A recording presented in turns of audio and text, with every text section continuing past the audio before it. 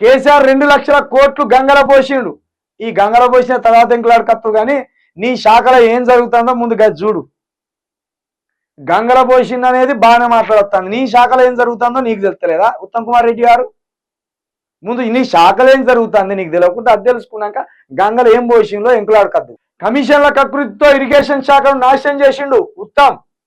NDSA రిపోర్ట్ల ఆధారంగానే కాళేశ్వరం బ్యారేజ్లకు రిపేర్లు, contract సంస్థల సొంత ఖర్చులతోటే మరమ్మతులు, తుమ్మిడిశెట్టి వద్ద ప్రాజెక్ట్ కడతాం, తప్పు చేసిన వాళ్ళను వదలం, మేడిగడ్డ అన్నారం సుందిళ్ల బ్యారేజ్లను పరిశీలించిన మంత్రి, అన్నారం బ్యారేజీ నిర్మాణంలోనే లోపాలు మంత్రికి వివరించిన ఇంజనీర్లు, శుక్రవారం మేడిగడ్డ బ్యారేజీని పరిశీలిస్తున్న మంత్రి ఉత్తమ్ కుమార్ రెడ్డి.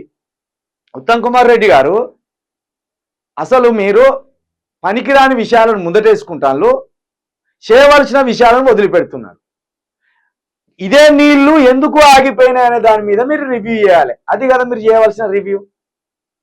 పంట పొలాలకు సకాలంలో నీళ్లు ఎందుకు అందించలేకపోతున్నాం, ఆ రివ్యూ చేయాలి మీరు. ఈ రివ్యూ అధికారులు చూసుకుంటారు. ఇది ఒక కేసే అండి.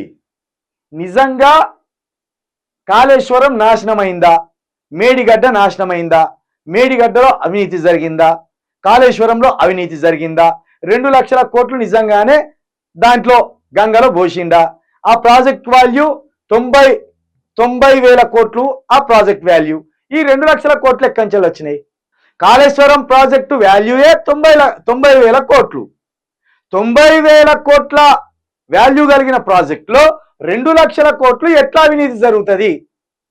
ఇవి మతిస్థిమితం ఉండి మాట్లాడుతున్నారా, మతిస్థిమితం లేక మాట్లాడుతున్నారా, ప్రజలను పక్కదో పట్టించాలని చూస్తున్నారా, లేకపోతే మీరే ఈ అబద్ధాలతోటి ప్రభుత్వాన్ని ఇట్లా ముందుకు తీసుకుపోవాలనుకుంటున్నారా?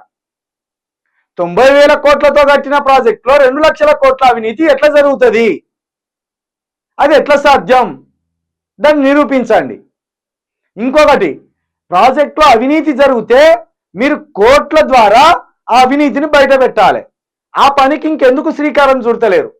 కేసీఆర్ అవినీతి చేసినా, కేటీఆర్ అవినీతి చేసినా, హరీష్ రావు అవినీతి చేసినా, ఎవరు అవినీతి చేసినా ఎవరిని వదిలిపెట్టవద్దు. మీరు టెక్నికల్ గా అవినీతిని నిరూపించాలి కానీ టెక్నికల్ గా కోర్టుల ద్వారా, న్యాయస్థానాల ద్వారా మీరు ఇది నిరూపించకుండా ఎప్పుడు బాటసారుల లెక్క పాదయాత్ర చేసినట్టు అటు పోతాండ్లు, చూస్తాండ్లు, వస్తాండ్లు.